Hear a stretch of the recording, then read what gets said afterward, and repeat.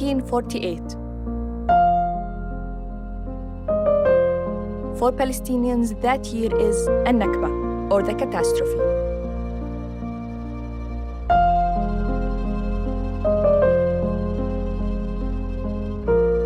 When hundreds of thousands were forced out of their homes.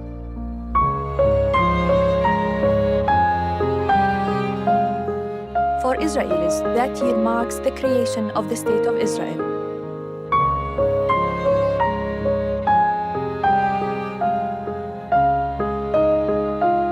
As a filmmaker and as a Palestinian, this documentary series was my way to understand the events of the past that are still shaping the present.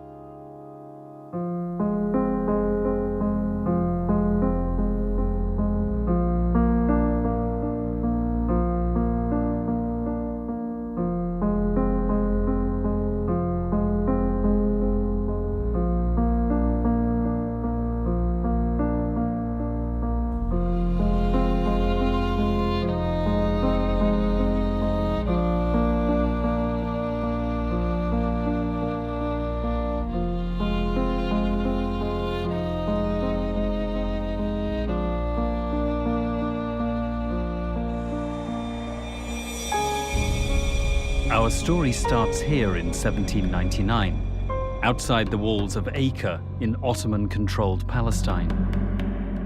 An army under Napoleon Bonaparte besieged the city, all part of a campaign to defeat the Ottomans and establish a French presence in the region. In search of allies, Napoleon issued a letter offering Palestine as a homeland to the Jews under French protection. He called on the Jews to rise up against what he called their oppressors. Napoleon's appeal was widely publicized, but he was ultimately defeated. In Acre today, the only memory of him is a statue atop a hill overlooking the city. Yet Napoleon's project for a Jewish homeland in the region under a colonial protectorate did not die. 40 years later, the plan was revived by the British, this time as a means of thwarting the rising power of Egyptian governor Muhammad Ali.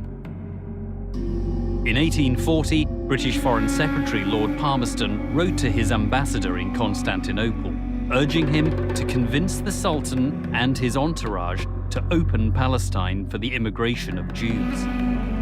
At that time, there were estimated to be no more than 3,000 Jews in Ottoman-controlled Palestine. Over the years, Jewish immigration to Palestine increased, helped on by wealthy benefactors. One of these was the French aristocrat Baron Edmond de Rothschild. He began visiting Palestine in the 1880s and became one of the Jewish community's leading sponsors. He spent over 14 million French francs to establish 30 Jewish settlements. The most important was Rishon LeZion, founded in 1882. Today, the remains of Baron de Rothschild lie in a mausoleum in northern Israel. It's a popular site for Israeli schoolchildren learning about the wealthy patron who bankrolled Jewish settlement building in Palestine over 100 years ago. In 1885, the term Zionism was first coined by Austrian writer Nathan Birnbaum. It's derived from the word Zion, one of the biblical names for Jerusalem. Zionism came to mean the establishment of a Jewish homeland in Palestine, but not all Jews supported this. طبعا كان في طائفة يهودية في البلاد تحت الحكم العثماني، بس هذا ما كانوا صهاينة، هم كانوا يهود محليين.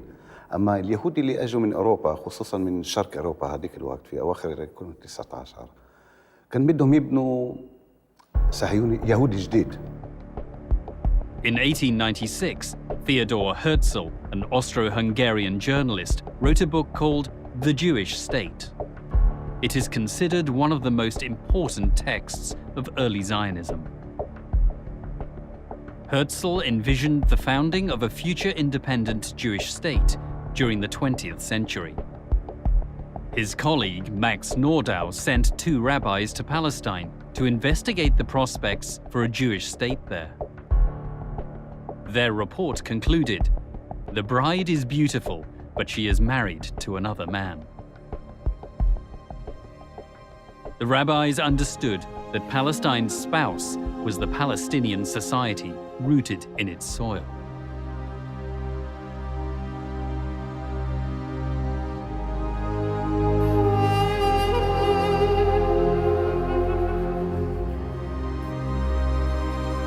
In 1897, Herzl, with Birnbaum and Nordau, convened the first Zionist Congress in the Swiss city of Basel. The Congress adopted a program for the establishment of a homeland for the Jewish people in Palestine.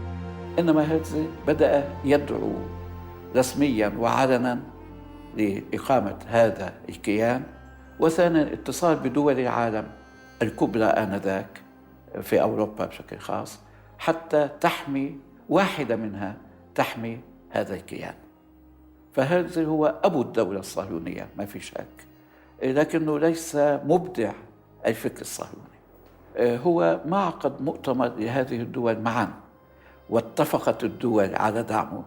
هو كان يثير التنافس بين دولة وأخرى، كان يكذب على دولة أنه أنا سأكون معكم إذا أسستم دولة إسرائيل ضد الدول الأخرى، أنا أؤمن مصالحكم على حساب مصالح الدول الأخرى.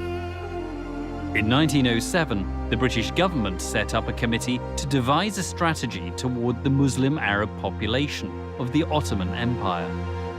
The committee's report, submitted to British Prime Minister Henry Campbell Bannerman in 1907, recommended establishing a so-called buffer state in Palestine. The report proposed this state be hostile to its neighbours and friendly to Europe. The aim was to divide the region and so assure Britain's continued imperial dominance. بحيث أن هذا الجسم يكون معتمد على الاستعمار الغربي ويعتمد على الأوروبيين. هذا الجسم ضمان بقائه أن يكون ما حوله ضعيفاً. في كمان فكر عند الأوروبيين إنه اليهود مقربين لهم أكثر من العرب، وإذا تكون هون دولة يهودية بيكون أفضل إلهم.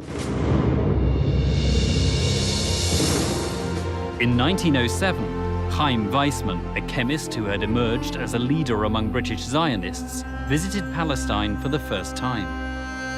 He set out to establish a company in Jaffa to develop the land of Palestine, a practical means to pursue the Zionist dream of building a Jewish state.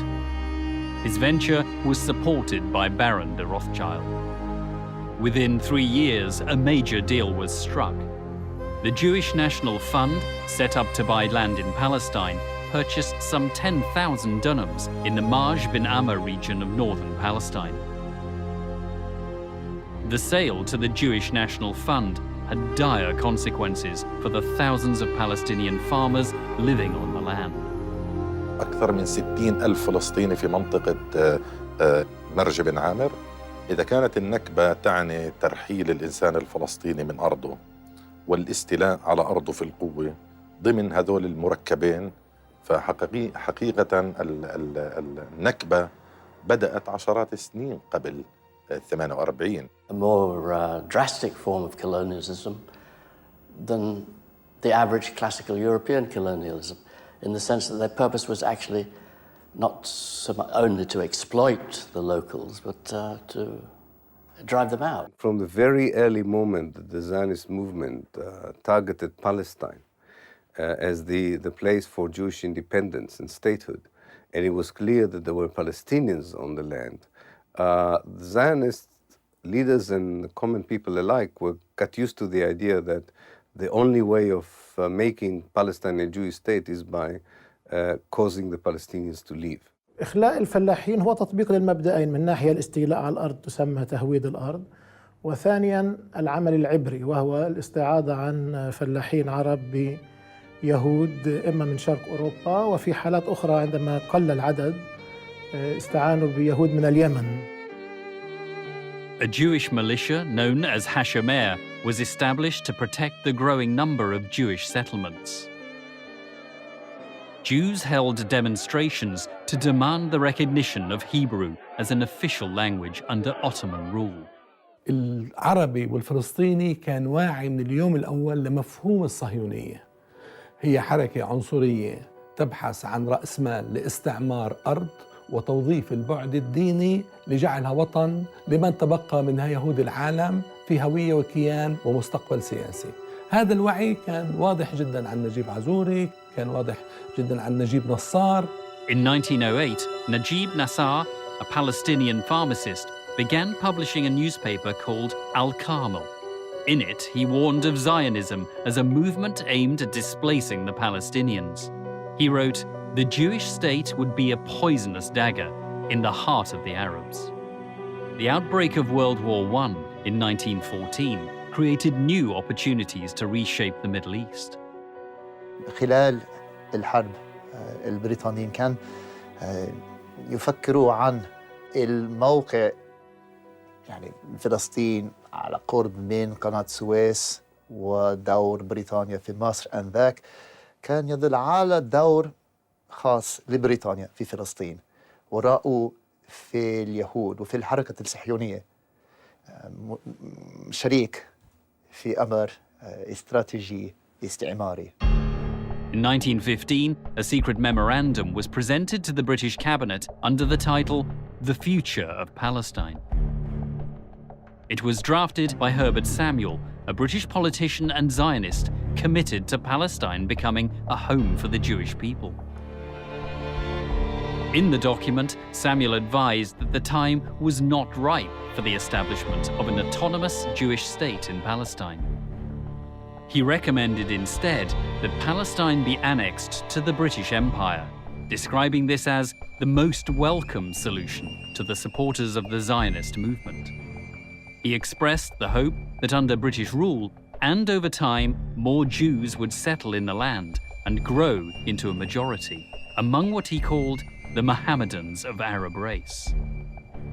Samuel's recommendations were taken into account in the secret British-French agreement formulated by British politician Sir Mark Sykes and French diplomat François-Georges Picot. The Sykes-Picot Agreement opened the way for the establishment of a Jewish state. In 1917, the British cabinet, headed by Prime Minister David Lloyd George, pledged to establish a homeland for the Jews in Palestine. The pledge came in the form of a letter from the British Foreign Secretary Arthur Balfour to the influential British Zionist Lord Walter Rothschild. بالفور كان يمثل الحكومة البريطانية، ولما كتب رسالته إلى لورد روثشايلد كان يكتب باسم الحكومة البريطانية. روثشايلد كان يلعب دور شخصي اللوبي ليشجع الحكومة البريطانية أن تأخذ سياسة معينة بالنسبة إلى دور اليهود في فلسطين.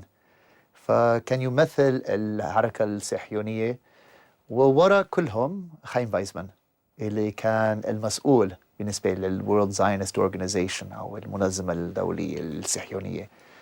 واللي شارك في صياغة الوعد يعني. نعم. Britain had no moral or political or legal right to promise the land that belonged to the Arabs to another people. So the Balfour Declaration was both immoral and illegal. A month after Balfour's pledge, a meeting took place in London to celebrate the declaration. Speakers included Lord Rothschild, Herbert Samuel, Mark Sykes, and Chaim Weizmann. Just several days later, on December the 11th, 1917, the British Army, commanded by General Edmund Allenby, captured Jerusalem.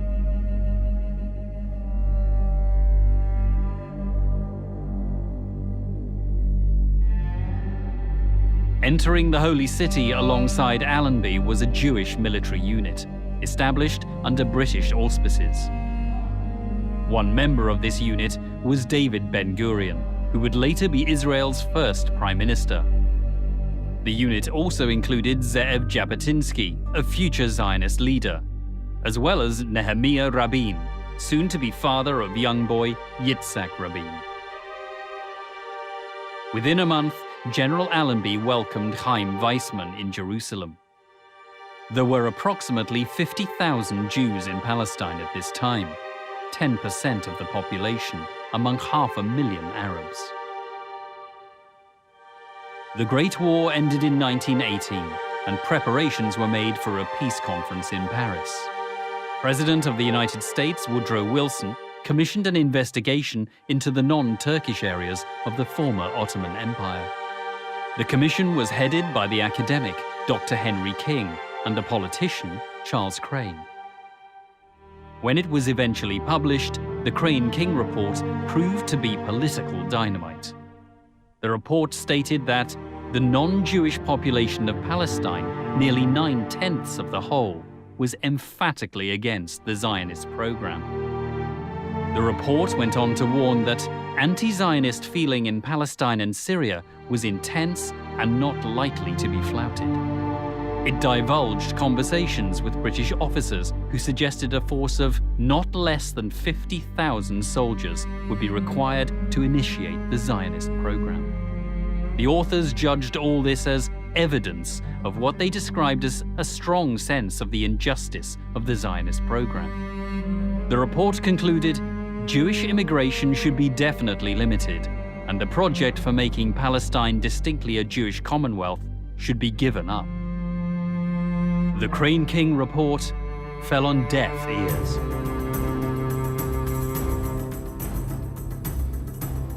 At the Paris Peace Conference in 1919, Britain was represented by Prime Minister David Lloyd George and Arthur Balfour. A delegation from the Zionist organization attended, headed by Chaim Weizmann. They presented a map, seen here, proposing the area to be allocated for a Jewish homeland.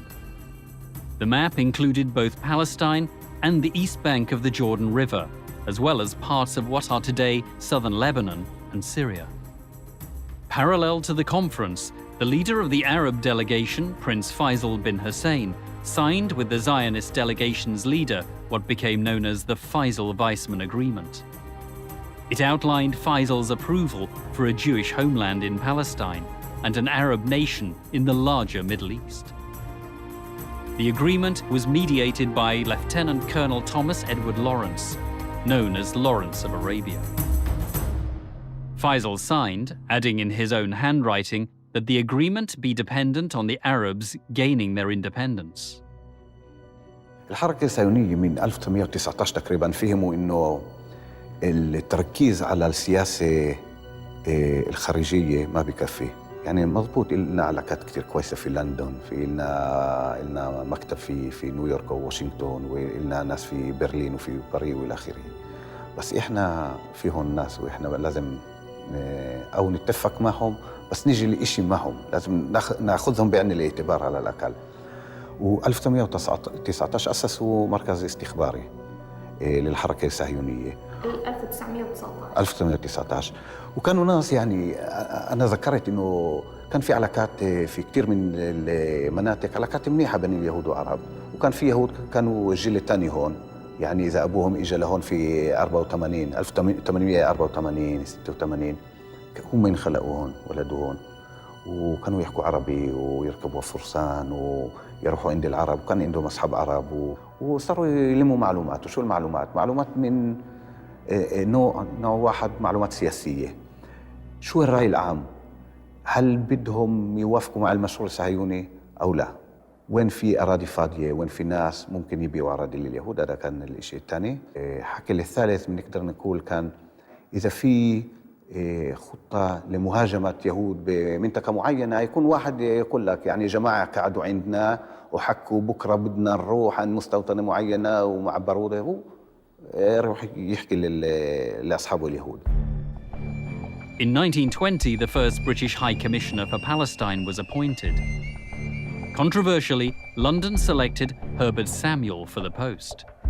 Samuel was a committed Zionist. Many suspected he would set out to implement what he had proposed 5 years earlier, by favoring Jewish immigration to transform Palestine into a Jewish homeland.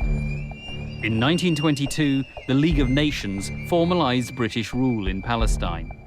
The second clause of the British Mandate document, approved by the League of Nations, stipulated, "The British Mandatory shall be responsible for placing the country under political, administrative, and economic conditions that will secure the establishment of the Jewish national home."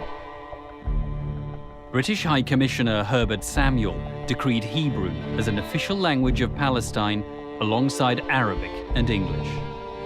The letters E and Y were added to the word Palestine in Hebrew as an abbreviation of the words Eretz Yisrael, meaning land of Israel. هربرت سامويل تحت إشراف الانتداب البريطاني هو الذي خلق إسرائيل قانونا، وضع القوانين حوالي 100 قانون لكي يمكن تسريب الأراضي العربية إلى يد اليهود. ثانياً، سمح لليهود بأن يكون لهم نظام تعليم منفصل عن نظام حكومة فلسطين. وأهم ما عمله الإنجليز أن سمحوا لهم بأن يكون لهم جيش منفصل. أنا أتكلم عن 1920. Britain provided the muscle under which they could simply emigrate. I mean, they couldn't have immigrated were it not for the British presence. Because the crucial battle in the early stages was simply getting Jews into Palestine and acquiring land. They couldn't have done that without British government's sponsorship. الانتداب البريطاني أخذ أهم شيء، البشاع والمتروكة والمملوكة للحاكم، وملكها للحركة الصهيونية في المستوطنات فوراً. السلطة البريطانية كانت تعطي منح أراضي لليهود حتى يسوي الكبوتسات وهالشغلات هاي كلها، وإحنا نشوف هالأشياء، مش ما نشوفها لكن ما نوعاهاش. يعني أنا في جيلي في هذاك الوقت. وحموا الوكالة اليهودية التي كانت شبه حكومة لليهود أيام الانتداب، وأعطوها كل المساعدات العسكرية والمادية، وساعدوها على إخفاء نفسها. فهي مهارة صهيونية، مؤامرة بريطانية، وإلى حد ما وآسف أن أقول غباء أو بساطة عربية فلسطينية.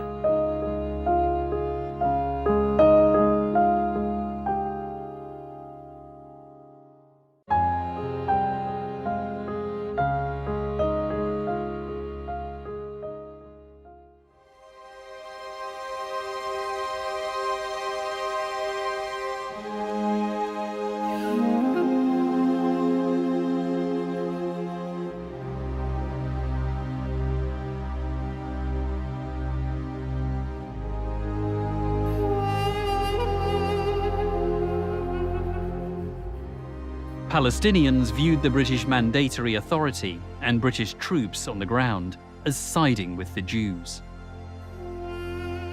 More and more Palestinian farmers, expelled from farmlands, began to join newly formed revolutionary groups. In 1921, Palestinians organized large demonstrations against Jewish immigration.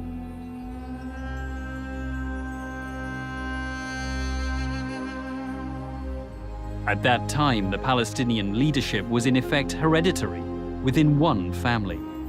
The Grand Mufti of Jerusalem, Amin al-Husseini, inherited his position at the age of 25, following the death of his brother, who had in turn succeeded their father.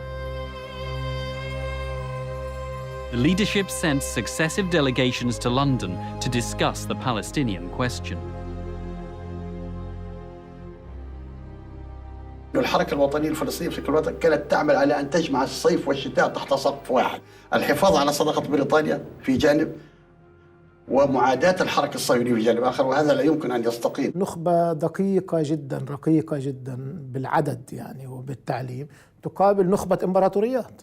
يعني اليهود في بداية القرن العشرين نخب إمبراطوريات فعلا. يعني تقريبا في كل منطقة وكل لقاء للمؤسسات الفلسطينية اللي أسست هذيك الفترة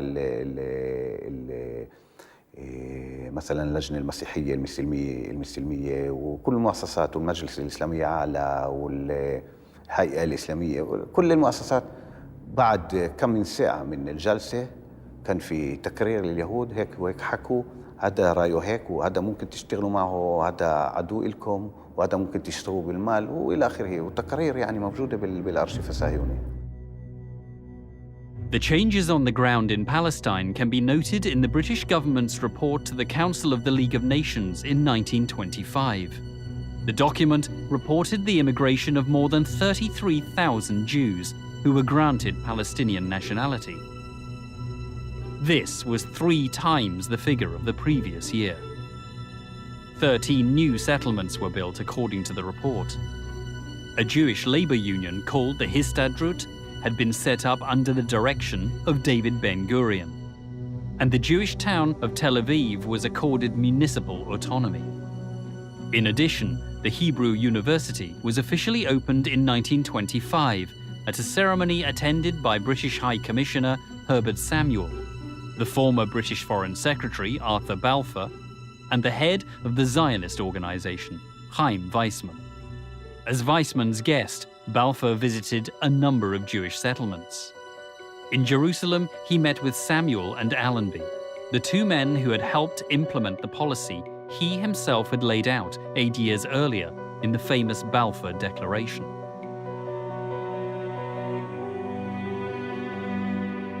The Palestinians went on strike to protest against Balfour's visit.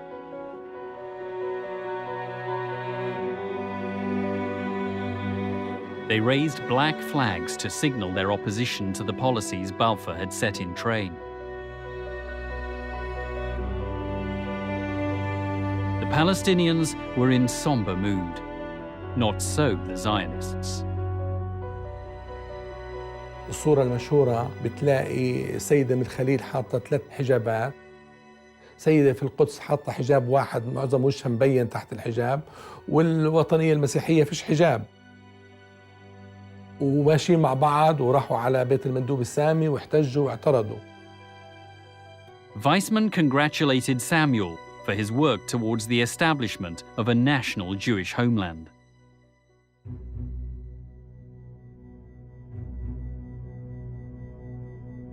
The Zionist movement was active in its propaganda. This film, in French, showed the map of Palestine with areas highlighted as land the Zionists claimed to have acquired as of 1925.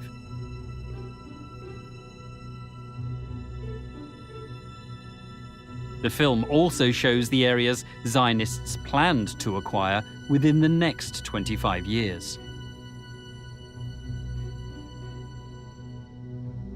In the summer of 1929, ardent Zionist groups organized a gathering at the Wailing Wall in Jerusalem, known to the Palestinians as Al-Burak. The incident ignited violent demonstrations called the Burak Revolt, led by a Palestinian farmer named Farhan al-Sadi. More than 100 Arabs and Jews were killed on both sides. Sir John Chancellor, the new British High Commissioner in Palestine, issued a strongly worded memorandum calling for all those who took part in the revolt to be severely punished.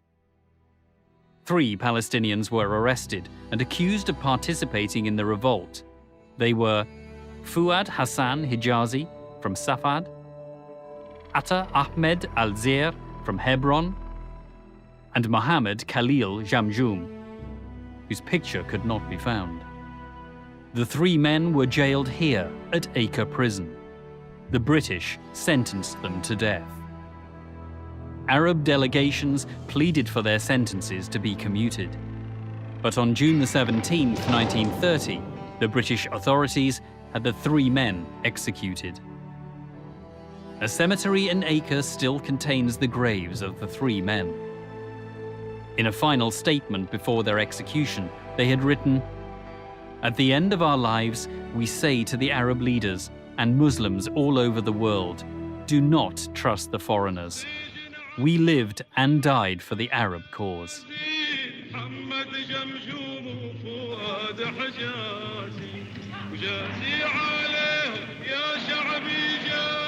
Such sentiments of anti-colonialism and pan-Arabism would become increasingly common in subsequent decades.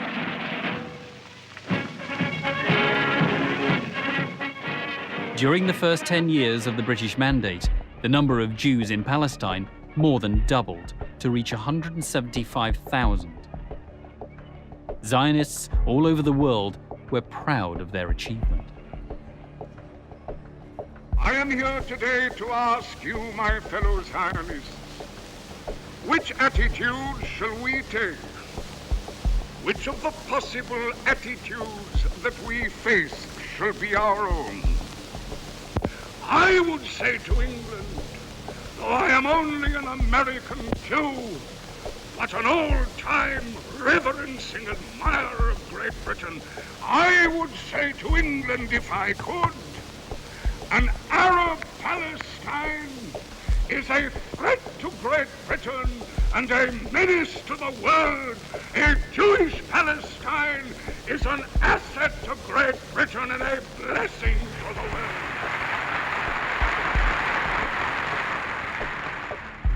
Ladies and gentlemen, the toast is health and long life to the Right Honourable Lloyd George.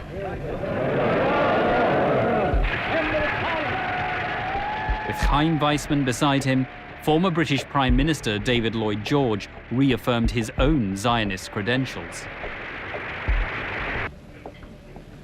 It is, as your chairman has reminded you, it is nearly 16 years since he recruited me to the Zionist movement. Palestine, barren and malarial swamps, have been converted into happy settlements. Science has been harnessed to waters which had been running wild and waste since the early days of creation. Without vegetation and without life, empty desolation, that is Palestine. British news bulletins at the time described Palestine as akin to a desert. The reality was very different.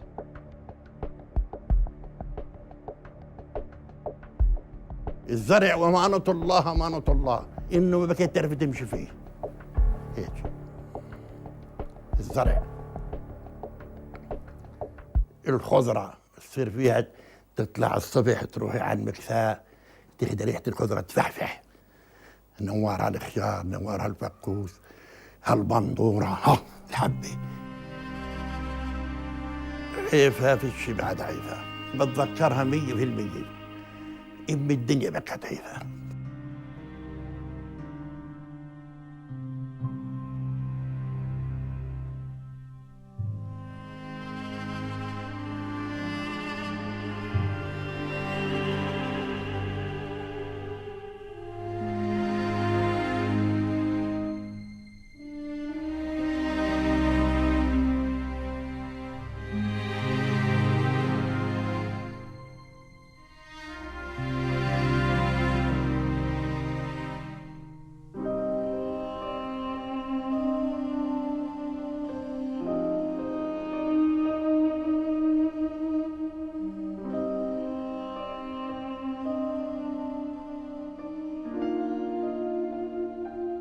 بالنسبة لي طبرية أجمل مدينة بل أجمل مكان في العالم. المسيح لم يقم في مدينة طبرية، إنما أقام حول المدينة فيها عمل معظم معجزاته على مياهها مشى. British politicians of the early 20th century had a distorted view of Palestinian society, frequently labeling it as Mohammedan, despite the population including over 100,000 Palestinian Christians. They did not regard them as yet belonging to either an Arab national group in general or to local national groups. The only way they were able to view them was as a religious group of believers. So I think they missed the point, for instance, that Christians and Muslims actually founded a new identity, not a religious one, but a national one. حالة المسيحيين الشرقيين غير موجودة. هنالك مأزق لدى الاستعمار عندما يستخدم التيولوجيا المسيحية في الرؤية المنطقة والشرق الأوسط اللي أدت إلى تبني الصهيونية فيما بعد، مأزق في التعامل مع المسيحية الشرقية. يعني هذه تشكل مش موجودة في عالمه، ولذلك يحاول أنه ينكر وجودها أصلا، يعني لأنه مجرد وجودها بتربك كل الصورة.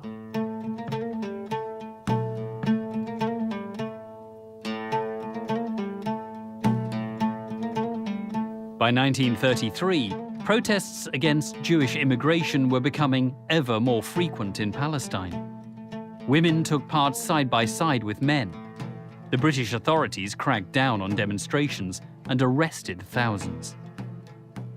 Many were killed and wounded.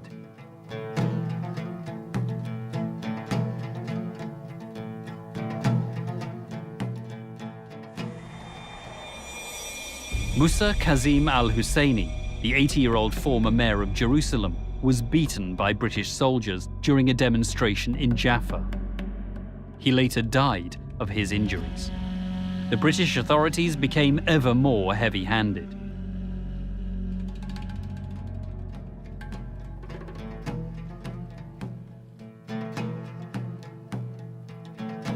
This letter was written by a Palestinian policeman condemning the behavior of his British senior officer, John Faraday. A number of other complaints were filed against Faraday. The officer was never charged. 4 years later, Faraday was awarded the King's Police Medal for his valuable services in Palestine. عدم رغبة بريطانيا بمنح المطالب الوطنية للشعب الفلسطيني وعدم رؤيتها للشعب الفلسطيني كمجموعة قومية وطنية ذات حقوق ومعاملتها على أساس إنها طوائف أدى في حين عاملت الوكالة اليهودية على أساس أنها ممثلة لمجموعة قومية.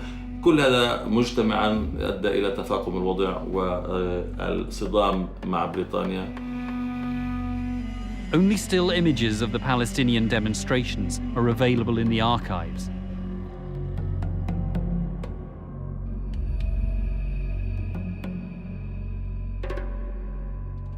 Movie cameras did capture Jewish life in Palestine, as well as British pomp and ceremony. This footage shows the Star of David flag over the Tel Aviv municipality building.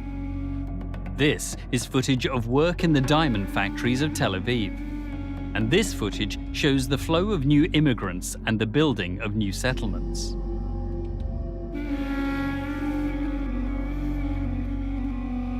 Footage of Palestinian life in the early 20th century proved more difficult to find.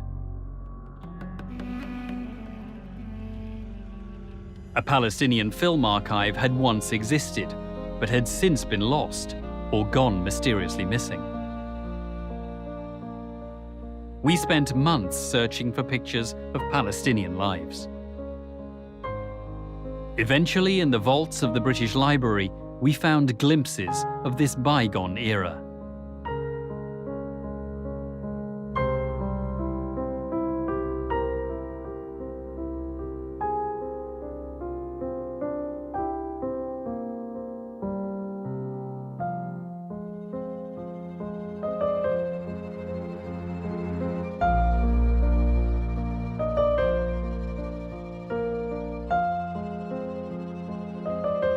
Most of the Palestinians, intellectuals, leaders, journalists, were still unaware how determined the Zionist movement is of dispossessing them from Palestine.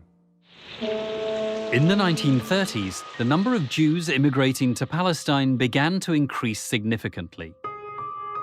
From 4,000 in 1931, the figure jumped to 9,500 the following year. In 1933, the number rose to 30,000. In 1934, 42,000. And in 1935, a further jump to 62,000.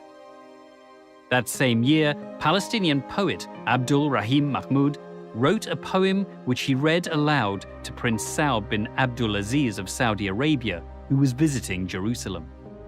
He asked, "Did you come to visit the Holy Aqsa Mosque, or to bid it farewell before it is lost?" هذه الأراضي عم بتروح، الوعد عم ينفذ، غياب أي تفاعل معها من الحكم البريطاني في قمع وفي بطش وفي قوانين رهيبة في الحكم البريطاني لحد اليوم إسرائيل عم بتطبقها بالاعتقالات وفي الإبعاد وفي البطش. اتحرك من 35 عز الدين القسام. عندما أرسل القسام للقيادة الفلسطينية في القدس ليستشيرهم في الثورة، قالوا أنه نحن الوقت غير مناسب لإعلان ثورة، الشعب غير ناضج لإعلان الثورة، وقالوا أيضا أننا ما زلنا نحن نراهن على إمكانية الحصول على حقوقنا من خلال المفاوضات السياسية. Sheikh Ez ad-Din al-Qassam established a revolutionary group to strike at Zionist and British targets. In 1935, in the hills near Jenin, he and a small band of men were surrounded by British forces. Making a defiant stand, al-Qassam and those with him were killed. حركة القسام لم تحظى بالاهتمام الكثير من جانب المؤرخين، ولا نعرف عنها الكثير بسبب الغموض التي اكتنفها وبسبب الحرص الشديد للشيخ عز الدين القسام على سرية العمل وعدم إطلاع الكثيرين إلا الصفوة الصغيرة من طلابه. امتدت روح عز الدين القسام في الوسط الفلسطيني، وتأثر بها كثير من الفلسطينيين، فبدأت مشاعر الانقلاب أو التمرد على الاستعمار البريطاني تظهر في صفوف الشعب الفلسطيني. The Palestinian political leadership came under pressure to halt negotiations with the British. Palestinian poet Ibrahim Toukan addressed a poem to the leadership in 1935, a poem dripping with irony. "Oh, you sincere patriots, you who carry the heavy burden of the cause, only a fragment of the country remains for us, so please step down before the remaining parts fly away." On April the 19th, 1936, Palestinian anger boiled over. Protests erupted in the city of Jaffa in coordination with a general strike. The wave of anger spread throughout Palestine. The reasons for the protests were explained by a spokesman for the Palestinian political leadership. The main case of the Arabs is against the British government's policy in Palestine. A policy which, if continued, will surely have as a result the replacement of the Arabs by the Jews. Against all principle, the British government imposed the Balfour Declaration, which is abhorred by all Arabs in the Near East, and on favoring the establishment of a national home for Jews, forgot intentionally to safeguard the civil rights of the non-Jewish population. The Arabs, who decided on a general and a complete strike until the total and immediate stoppage of Jewish immigration is brought about, and until the government introduces an essential change in its present policy. لما صار الإضراب اللي هو من أعظم الإضرابات في التاريخ، إضراب 36، كل فلسطين أضربت، وهذه جاءت نتيجة النضالات اللي صارت في السابق في مواجهة الانتداب، حكم الانتداب وتحيز الانتداب مع اليهود وتمكينهم من تسهيل الأمور عليهم في كل شيء. The 1936 revolt shocked the British mandatory authorities, who carried out harsh punitive actions. Anyone suspected of links with the revolutionaries was arrested, their homes destroyed. In Jaffa alone, more than 200 houses were demolished as a collective punishment. Demolitions in other villages and cities followed. The British insisted that destroying Palestinian houses was justified as a means to end the revolt. شو بتتذكر عن الإنجليز حطوا مخيم، حطوا مين؟ حطوا المركز بل هذا على الطريق. مما فات خالي إله، خالي ماخذ الشغيلي تبعه، فاهمي؟ قالوا له فوت انت والشغيل تبعك بدك تكنس المركز. قال له انا ماخذ شغيلتي. ضربوه. لما ضربوه؟ ضربوه لريمون، اسمه ريمون الضابط. تموا يقتلوه لمات. اخذناه عملوا عمليه على حيفا في مستشفى حمزه، فاهم؟ قريم بهذا لا قالوا من الضرب هون منديل الشحم رايح زايب مات. بقوا يهلبونا. شو يعملوا؟ ايه يقتلوا الزلام ويأخذوهم على السجن على تركان، على شرشور هذا البلد ولا شرشور هذا عند بنيامين هاي، يحبسوهم هناك شهر شهرين وشغلوهم في المحاجر شغال الشاقة، وجيبوهم هان على نور شمس على المحاجر اشغال شاقة. إذا بتقري مذكرات بن غوريون كان يتحدى مفاوضه العربي في قمة الثورة، في قمة ال36 في جلساته مع موسى العلمي اللي رتبها واكهوب المندوب السامي. قال له احنا إلنا حضور فعلي، لا يستطيع الغربي ببريطانيا أن تقول لنا لا، من أنتم في بريطانيا. During the Arab Revolt, David Ben-Gurion, then a prominent leader of the Zionist movement, reportedly made a startling suggestion to the British High Commissioner, Arthur Warhope.